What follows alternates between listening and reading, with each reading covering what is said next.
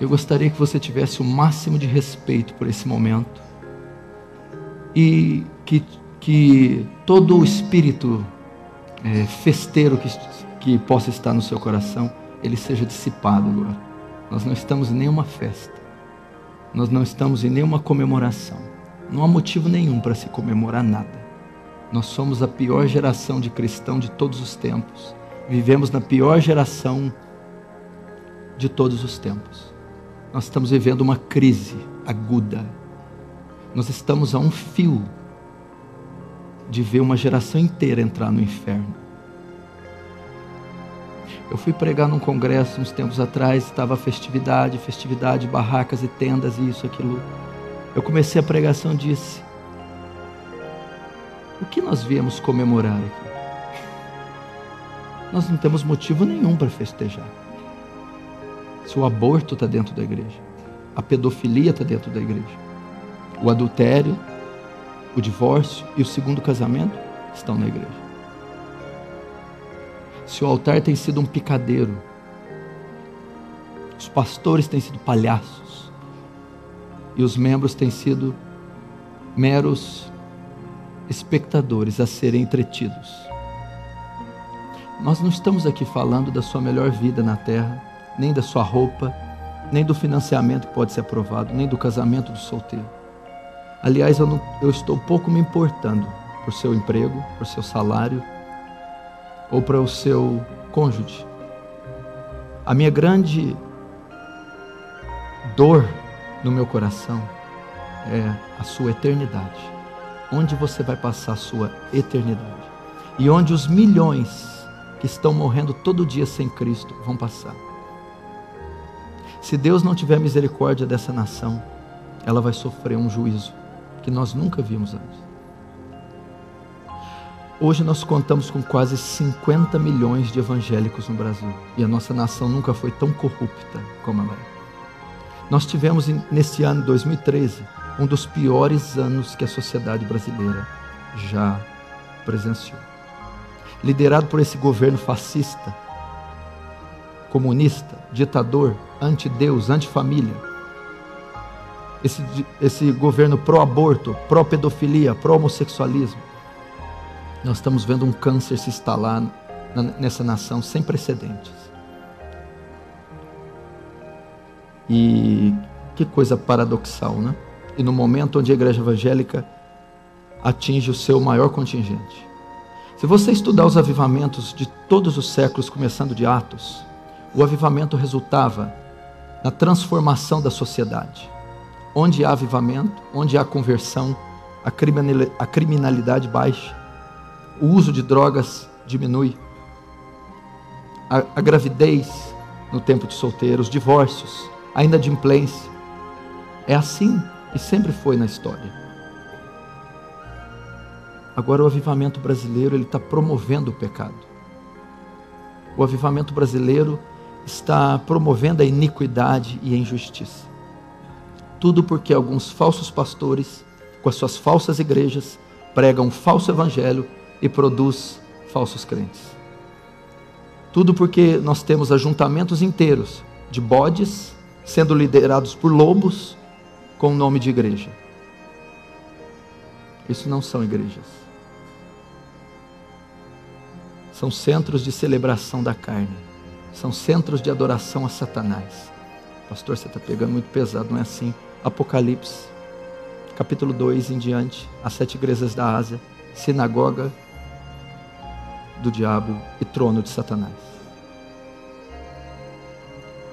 Eu subo aqui com dor no meu coração. Apesar de muitos julgarem mal as minhas intenções, me acharem um pouco ríspido, agressivo, e realmente eu sou ríspido, agressivo, muitas vezes sou frio, mas isso, por trás disso esconde um homem sensível, frágil, amoroso, brincalhão e muito quebrantado. E eu subo aqui com dor no coração de saber o estado que está a igreja. E eu vou dizer para você, não vai haver avivamento. Pelo menos por um bom período de tempo. Até que sejamos batizados no Getsêmani, não vai haver avivamento. Não existe avivamento sem dor. Não existe avivamento de oba-oba. O avivamento não pode ser programado. O avivamento não pode ser comprado. O avivamento é quando o coração é rasgado e não as vestes. O avivamento é quando por trás de um evento, por trás de uma congregação, por trás de uma cidade, de uma Cracolândia, de um prostíbulo, tem homens e mulheres sangrando joelhos, dias, meses, anos. Quando há choro compulsivos e soluços e gemidos, até que Deus use de misericórdia e alcance os perdidos. Para haver um avivamento que ocorreu em Atos 2, teve que haver um batismo de Getsêmani. Teve que haver um homem agonizando até a morte. Ele disse: a minha alma está profundamente triste até a morte. É muito triste o que nós estamos assistindo, meu irmão. Nós não estamos assistindo um jogo de marketing, uma disputa de congregações, de placas denominacionais apenas. Não estamos assistindo esses palcos e esses pop e mega stars se apresentando apenas. Nós estamos vendo lobos devorarem rebanhos inteiros e mandá-los para o inferno. Realmente a igreja evangélica prosperou, ela tem o ouro e a prata, mas ela não tem o que Pedro tinha, e o que Pedro tinha não era o levanta e anda. Pedro tinha o evangelho da graça, Pedro tinha a paixão por Cristo, Pedro tinha o novo nascimento em Cristo. Essa é a maior dor. Você já avaliou o preço de uma alma? Salmos diz que a redenção da alma é caríssima, ninguém pode pagar, que uma alma vale mais que o mundo todo. E elas estão indo as multidões e as centenas e milhares ao inferno.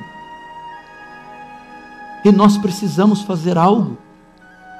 Eu não estou aqui descartando a soberania de Deus, nem crendo que nós podemos dar uma ajuda para Deus e dar uma mãozinha para Ele.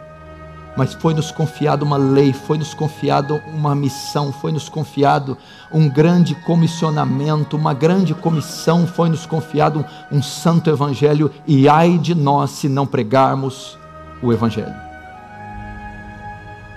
E eu gostaria de compartilhar essa dor com você, e gostaria que você sentisse a mesma coisa, que você sentisse o peso do que é a vida cristã, a responsabilidade que é ser cristão. Você é embaixador de Cristo, você é representante do céu, você representa o santo evangelho, então você tem uma responsabilidade muito grande sobre você.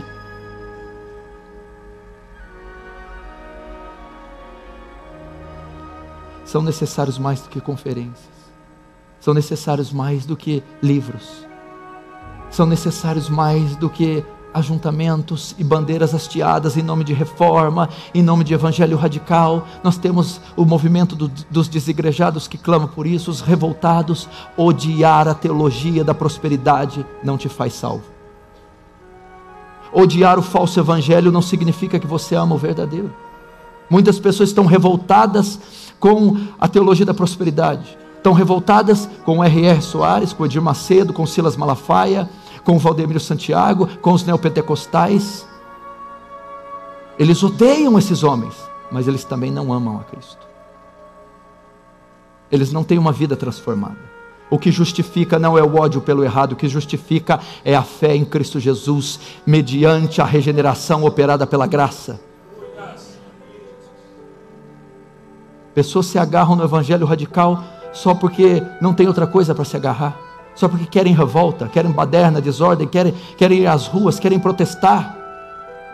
Não era assim com os zelotes, não era assim com os discípulos de João Batista, não era assim com o grande número que andava com Paulo. Depois, Demas me abandonou, amando o presente século. Precisamos de paixão, igreja. Precisamos de nossas vísceras se comoverem. Precisamos conhecer o Deus homem de Nazaré. Precisamos amar a Deus com ardente amor e devoção. Precisamos sair desse lugar impactados, não apenas com conhecimento literário, teológico, histórico, não apenas com surtos emocionais, mas com consciência da verdade, com consciência do perigo iminente que a nação sofre, conscientes da responsabilidade que cada um essa noite tem.